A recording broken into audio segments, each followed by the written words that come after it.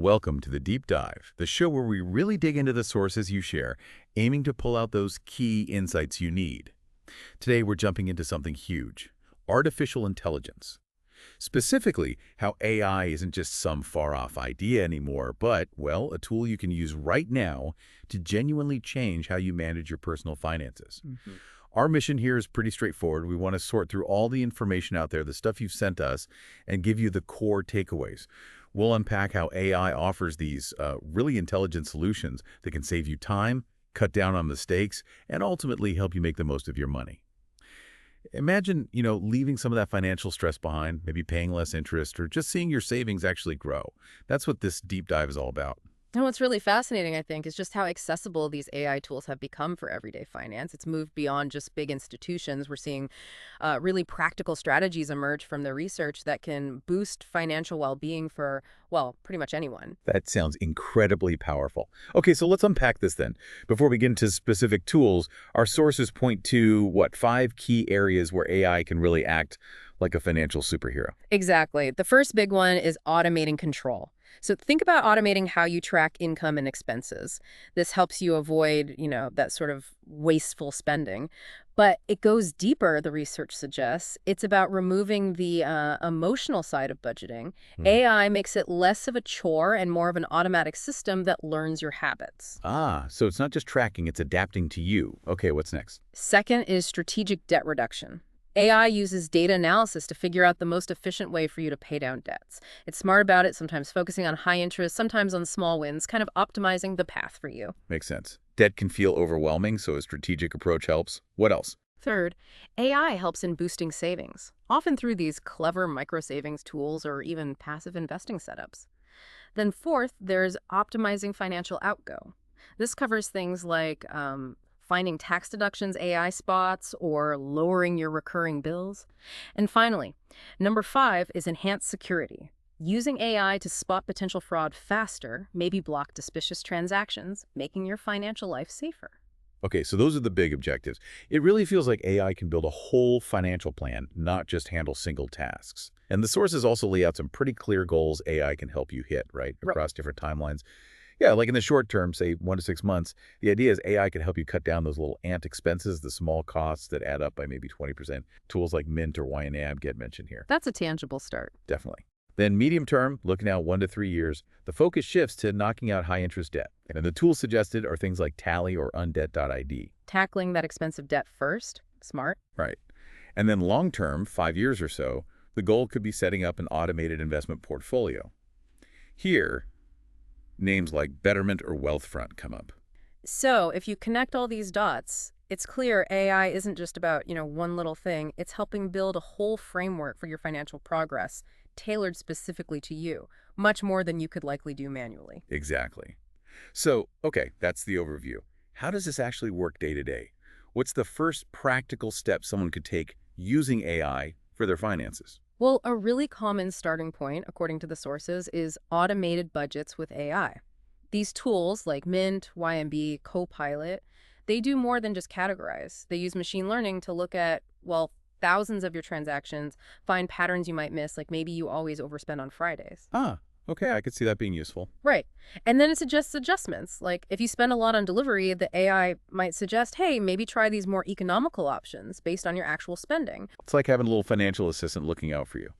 Okay, building on that automation idea, what about investing? That often feels complex for people. It does. And that brings us to the second strategy, robo-advisors for smart investments.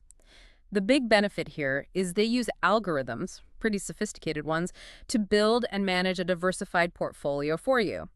They handle the rebalancing automatically, reacting to market shifts way faster than a person could, and usually without those high commissions you might see elsewhere. Betterment, Wealthfront, ETF-Matic are key players here. Wow, okay. It's like having a financial advisor working tirelessly in the background for your investments. Pretty much. And it frees up human advisors, potentially, to focus on more complex personal strategy aspects, which leads nicely into tackling debt, actually. Strategy 3 is optimal debt payment with algorithms. Right, this is where AI helps you figure out the best way to pay down what you owe. Tools like Tally or undebt.id are mentioned. They crunch the numbers to see if the avalanche method, hitting the highest interest debt first, is better for you, or if the snowball method, clearing smaller debts for momentum, makes more sense in your situation. It's data-driven. Exactly. And this raises an important question, doesn't it? How much faster could you actually become debt-free when an AI is guiding that strategy, optimizing every step? It's a powerful thought. Moving on, strategy 4 is real-time fraud detection. This is huge for peace of mind. The advantage is that AI models trained on tons of data can spot weird activity on your account super fast, often before you even notice something's wrong.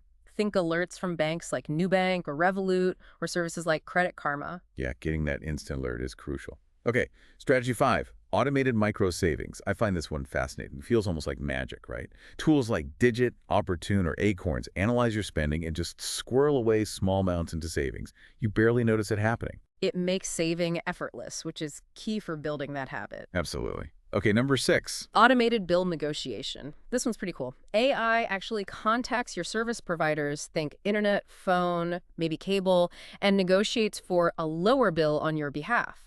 So the AI might haggle with your internet company, find a better deal, and save you money without you doing anything.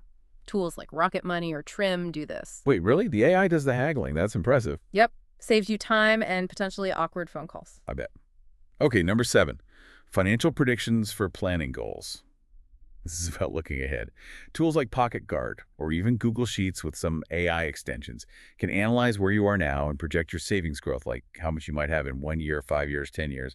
Gives you a clearer picture. It turns goals into actual visual projections. Next, number 8 is optimization of taxes with AI. The big advantage here is AI's ability to comb through everything and find deductions that, honestly, even a careful human accountant might miss. Tools like TurboTax or H&R Block are increasingly using AI for this. Ah, okay. Think of the money you could save each tax season just by catching everything. That's significant. It really can be. All right, number 9. Personalized financial advisory with chatbots. So this is using tools like ChatGPT, Gemini, or maybe those assistants built into your bank's app.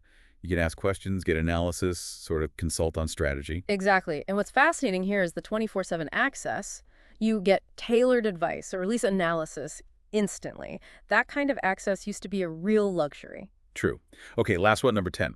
Trading and investments with predictive analysis. These are tools like Trade Ideas or TrendSpider that use AI to analyze market trends, trying to predict movements.